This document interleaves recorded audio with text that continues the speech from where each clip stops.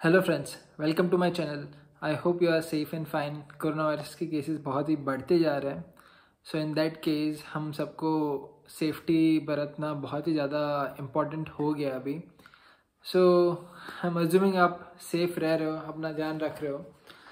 चल आगे बढ़ते हैं हम लोग आज के एक इन्फॉर्मेटिव वीडियो की तरफ, जो कि है साउथ चाइना सी की ओर। सो प्रॉब्ली आपने बहुत सुना होगा कि US, Australia, UK, China south China sea में बहुत ही ज़्यादा अपने शिप्स ला रहे हैं, अपने बहुत सारे एयरक्राफ्ट्स वहाँ पे लेके आ रहे हैं, बहुत आर्मीज को वहाँ पे लेके आ रहे हैं। तो ये क्यों हो रहा है, क्या है उसके पीछे, तो आज चलिए हम वो जानने की कोशिश करते हैं। दोस्तों एक बात बताता हूँ, साउथ चाइना सी का area approximately 35 lakh square kilometres जितना बड़ा है। एंड वो स्ट्रेटेजिकली बहुत ही ज़्यादा इम्पॉर्टेंट है पूरे वर्ल्ड में। स्ट्रेटेजिकली इसलिए इम्पॉर्टेंट क्योंकि वहाँ पूरे वर्ल्ड में जो भी शिपिंग के थ्रू बिजनेस होता है उसका 1/3 of the route South China Sea की ओर से जाता है। एंड एवरी ईयर $3 ट्रिलियन का बिजनेस वो रूट से होता है। तब सोच समझ सकते हो कि वहाँ पे कितना ज़्यादा इम्पोर्टेंट है कि पूरे वर्ल्ड का 1/3% ऑफ द शिपिंग वहाँ से हो रहा है। सो वो बहुत ही इम्पोर्टेंट चीज़ होगी। एंड प्लस वो ही सी में बहुत सारे मिनरल्स और गैस और ऑयल के बहुत सारे खजाने भरे हुए हैं, जो कि जो भी कंट्री क्लेम करता है उसके अंडर आता है। तो अगर वो चाइना क्लेम करेगा तो उनके अंडर आएगा, उनको बहुत ही ज़्यादा फायदा होगा पैसों की ओर से। बट अभी ये बताता हूँ कि ये बॉर्डर साउथ चाइना सी का कौन कौन सी कंट्रीज से लग के आता है। तो उसमें से कंट्रीज की लिस्ट में मेन नाम है कि एक China, Vietnam, Taiwan, Malaysia, Philippines. तो ये मेन कंट्रीज है कि जहाँ पे उनका बॉर्डर लग के आता है साउथ चाइना सी का। ना ये फर्स्ट टाइम नहीं हुआ है कि चाइना अपने कब ट्राई टू मतलब वो कब्जे करने की कोशिश करता है। मतलब जो भी सी का एरियाज है वहाँ पे जितने भी आइलैंड्स है, प्लेसेस है, वो सब अपने आप को अपनी टेरिटरी बताता है। तो ऐसा बहुत सालों से चलता आ रहा है, बहुत एग्रीमेंट्स भी हुए हैं बहुत कंट्रीज के बीच में। 2011 में यूनाइटेड नेशन के पास ये केस गया था, यूनाइटेड नेशन के ट्रिब्यूनल ने। इनफैक्ट फिलीपींस ने केस लेके गए थे। फिलीपींस वर्सेस चाइना का केस था, जहाँ पे चाइना कोई क्या बोलते हैं आइलैंड्स को अपना टेरिटोरियल एरिया बता रहा था। बट फिलीपींस ना बोल रहा था कि वो नहीं है, वो उनका टेरिटोरियल एरिया है। बट सिंस उसमें कोई भी सबूत नहीं थे या फिर कोई भी प्रूफ नहीं था, इसलिए यूनाइटेड नेशंस ने भी बोल दिया कि चाइना ये पर्टिकुलर आइलैंड को या पर्टिकुलर प्लेस को क्लेम नहीं कर सकता। ये उन्होंने नहीं बोला कि कौन क्लेम कर सकता है, बट एटलीस्ट ये तो बता दिया कि चाइना क्लेम नहीं कर सकता। मतलब स्टिल अभी डिस्प्यूटेड है। उसके बाद 2016 में ये बहुत सारे अलग अलग बाकी क्लेम्स आए थे जहाँ पे यूनाइटेड नेशन ने चाइना के अगेंस्ट बोला था। So that was the other thing. अभी फिलहाल क्या हो रहा है चाइना सी में, तो अभी अगेन सेम चीज़ आ गया रिसेंटली। क्योंकि अभी आप सबको पता है कि चाइना कैसे अपनी मिलिट्री पावर बढ़ाना चाहते हैं, और वो भी कैसे बढ़ाना चाहते हैं कि उनको ज़्यादा स्पेस मिले। तो अगर वो ज़्यादा स्पेस मिलेगा तो वहाँ पे अपनी मिलिट्री तैनात कर पाएगा ना। बॉर्डर्स में तो इश्यू चल ही रहे सारे बॉर्डर्स में।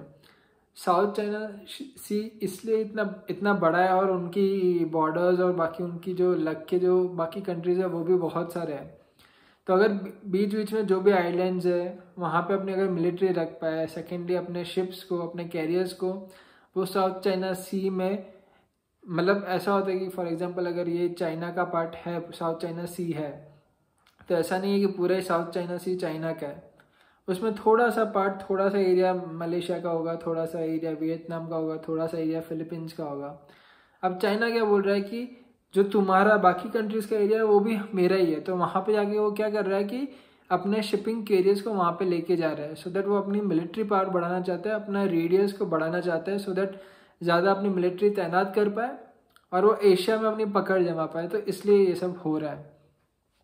तो ये सब हो रहा है वो तो गलत हो रहा है। इन शॉर्ट चाइना पूरे साउथ चाइना सी का 80% ऑफ द एरिया बोलता है कि वो मेरा है। वो अपना क्लेम करना चाहता है 80% ऑफ द साउथ चाइना सी के एरिया को, जो कि बिल्कुल ही गलत है। तो अभी उसमें यूएसए का बहुत इन्वॉल्वमेंट हो गया है। यूएसए ने कम्प्लीटली बोल दिया कि ये टोटली इलीगल है, ये गलत है, ये अनलॉफुल है। ऐसा जो भी चाइना क्लेम कर रहा है वो बहुत ही गलत है, इसमें कोई सत्य आधारित कुछ प्रूफ या कुछ नहीं है। At the same time Australia China से बहुत गुस्सा है फ्रॉम द टाइम जब से कोरोना वायरस फैला हुआ है और चाइना का इररिस्पॉन्सिबल बिहेवियर रहा है। सेम वे यूएस भी उनसे गुस्सा है चाइना से because of irresponsible behaviour, but Australia और यूके बहुत सीधा सीधा खुल के बाहर आ रहे हैं उनके सामने। सो ऑस्ट्रेलिया ने भी यूनाइटेड नेशंस में अपना प्रस्ताव रख दिया, अपना व्यू पॉइंट रख दिया कि ये पूरा जो भी एक्टिविटी चाइना कर रहा है वो टोटली अनलॉफुल है। कहीं पे भी ऐसा नहीं लिखा है कि ये एरिया चाइना का है, डिस्प्यूटेड जोन है, तो डिस्प्यूटेड जोन की कार्रवाई डिस्प्यूटेड जोन के हिसाब से करनी चाहिए, बट चाइना अपना अधिकार नहीं जमा सकता वहाँ पे। और चाइना कौन सी हद तक जाता है खराब चीज़ों में या फिर बातें ना मानने में, वो भी अपन एक देख लेते हैं हम लोग। ऐसे अगेन एक बार केस 2016 में एक इंटरनेशनल ट्रिब्यूनल के पास गया था। अगेन दूसरा केस, बहुत सारे केसेस चाइना के ऐसे जाते आते हैं बिकॉज चाइना सब जगह से ऐसे ही बोलता है कि ये हमारा है, वो हमारा है, वो हमारा है। चाइना को पता नहीं ज़मीन हड़पने की या टेरिटरी हड़पने की भूख इतनी क्यों है कि अपने लोगों का ध्यान भटकाने के लिए ये सब करते रहता है। इंटरनेशनल ट्रिब्यूनल के पास केस गया था और वहाँ पे केस जाने के बाद जो चाइना के खिलाफ आया था, चाइना ने वो जजमेंट एक्सेप्ट नहीं किया था। सो चाइना अपने आप को ऐसा मानता है कि भाई वही सब कुछ है पूरे वर्ल्ड में, फिर इंटरनेशनल ट्रिब्यूनल कुछ बोले, यूनाइटेड नेशंस कुछ बोले, कुछ फ़र्क नहीं पड़ता, उनको जो करना है वो करता रहेगा। तो दोस्तों ये है चाइना का रवैया, ये है चाइना का बिहेवियर पूरा इंटरनेशनल प्रॉब्लम्स को लेके, कि उनको कुछ पड़ी ही नहीं है। उनको जहाँ पे इंटरनेशनल लॉयर्स जाके आर्ग्यूमेंट करते हैं एंड फॉर एंड अगेंस्ट जो भी डिस्कशंस चलते हैं, प्रूफ्स देते हैं, तो ये सब तो प्रूफ के बेसिस पे चलता है, राइट। सो इंटरनेशनल ट्रिब्यूनल ने ऐसा बोला था कि अभी तक हमें ऐसा कोई भी प्रूफ नहीं मिला है, मतलब ऑब्वियसली दोनों साइड से आर्ग्यूमेंट्स होती है और फिर एट द एंड डिसीजन होता है। सो अभी तक उन्होंने बोला कि हमें कोई प्रूफ नहीं मिला है जो कि बताता है कि ये चाइना का 100% टेरिटोरियल एरिया है। मतलब चाइना बोल रहा है, क्लेम कर रहा है कि वो हमारा है, तो वो हमारा है, ऐसा नहीं, कहीं पे भी प्रूफ नहीं मिला है। तो एक ये चीज़ थी, बट चाइना ने वो जजमेंट इग्नोर कर दिया, उन्होंने वो माना ही नहीं।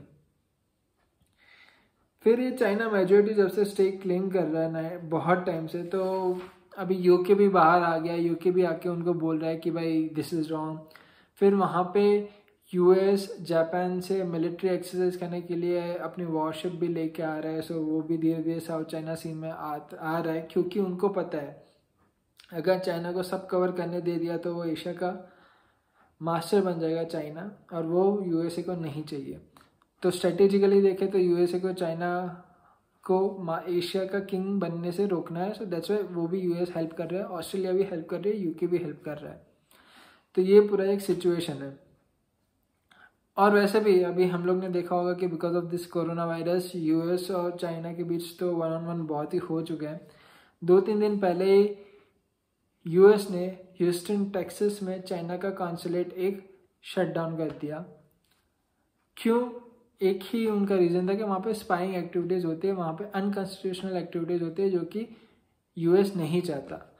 सही मानने जाए अगर ये चीज़ सही है तो स्पाइंग एक्टिविटीज़ गलत भी है। सेकेंडली बहुत न्यूज़ ऐसी भी आ रही है कि चाइना ने यूएस में मेडिकल ऑफिसर्स के नाम पे 4 एक्स मिलिट्री ऑफिसर्स को वहाँ पे यूएस में रखा था for the spying activities. So that's why ये पूरा ऐसा आ रहा है। और अभी चाइना ने वो 4 ऑफिसर्स को अपने कंसुलेट में छुपा के रखा है, मतलब रखा है। ये न्यूज़ में पढ़ा था, मुझे इतना पता नहीं है कि ये कितना सच है कितना नहीं है, बट ऐसी खबरें आ रही है। सो हम समझ सकते हैं कि चाइना कौन सी हद तक आगे जा रहा है। सेकेंडली अभी की न्यूज़ है जो मैंने अभी न्यूज़ में थोड़ी देर पहले देखा कि लकीली हमारी जो सैटेलाइट्स होती है, इसरो की डेवलप सैटेलाइट्स, वो रीजन से जब कवर करते हैं, जब पूरे अर्थ का पूरा चक्कर लगाती है पूरे पृथ्वी का, और ऊपर से स्पेस से जब फिल्मिंग करती है पूरी फोटोग्राफी, तो उसमें बहुत कुछ पता चला है कि चाइना अगेन वापस अंदर आ रहा है अपने लाइन ऑफ एक्चुअल कंट्रोल की तरफ। और अपने बंकर्स बना रहा है, खुदाई कर रहा है, ये कर रहा है, वो कर रहा है, एंड बहुत सारी ऐसी चीज़ें चल रही है। सो वो सैटेलाइट की तस्वीरें भी आएगी है, वो भी अभी न्यूज़ में मैंने देखा। सो कितना सच है कुछ नहीं है वो मुझे नहीं पता, बट हाँ ये ऐसी बहुत सारी चीज़ें आ रही है। तो इससे हमें ये पता चलता है कि चाइना को इतना इंटरनेशनल प्रेशर मिलने के बावजूद भी इस सब कंट्रीज़ के सामने आज most of the big big countries उनके अगेंस्ट है, फिर भी चाइना को सुधरना नहीं है और उनको ऐसे ही देखना है कि बस उनके पास सब कुछ है। सो दोस्तों हमें इससे ये पता चलना चाहिए कि अभी भी टाइम है, लोग समझ नहीं रहे, बट हमें चाइनीज़ गुड्स बॉयकॉट करने चाहिए क्योंकि चाइना नेगेटिवली सब जगह इम्पैक्ट कर रहा है। तो चाइना के पास पैसा कहाँ से आ रहा है, हम ही तो चीज़ें उनकी खरीद के उनको पैसा दे रहे हैं, राइट? तो वो सब बैन करना चाहिए। सो बॉयकॉट अभी हम गवर्नमेंट बैन करे ना करे, बट हमें तो अपने लाइफ से बैन करना चाहिए उस चीज़ को। सो चाइनीज़ चीज़ें बॉयकॉट करना स्टार्ट कर दो। बहुत सारी चीज़ें अच्छी हो रही है कि जैसे आईफोन 11 अभी इंडिया में बनना स्टार्ट हो गया फॉक्सकॉन की मैन्युफैक्चरिंग यूनिट पे। तो बहुत सारे ऐसे चेंजेस आ रहे हैं और आते भी रहेंगे, बट हमें उसका साथ देना चाहिए। हमें वन प्लस या फिर और ओप्पो, वीवो, MI अलग जो भी चाइनीज़ ब्रांड्स है और उसके प्रोडक्ट्स है उसको बैन कर देना चाहिए। और बैन ना हो तो हमें खुद को बॉयकॉट करना चाहिए, बिकॉज सैमसंग है, एप्पल है, बाकी अदर मतलब प्रोडक्ट्स है जो कि मेड इन चाइना नहीं है, क्योंकि एप्पल के भी प्रोडक्ट्स बहुत ही मेड इन इंडिया वाले हैं और बहुत डिफरेंट प्रोडक्ट्स है। तो अगर मेड इन इंडिया या मेड इन और कोई कंट्री में है तो हमें डेफिनेटली उसको यूज़ करना चाहिए, एंड अकॉर्डिंगली हम लोग चाइनीज़ चीज़ों को भूल सकते हैं। तो with that said, stay safe, stay healthy, stay quarantine, and keep dreaming and keep following your dreams. Bye bye. Until next time, take care. Thank you.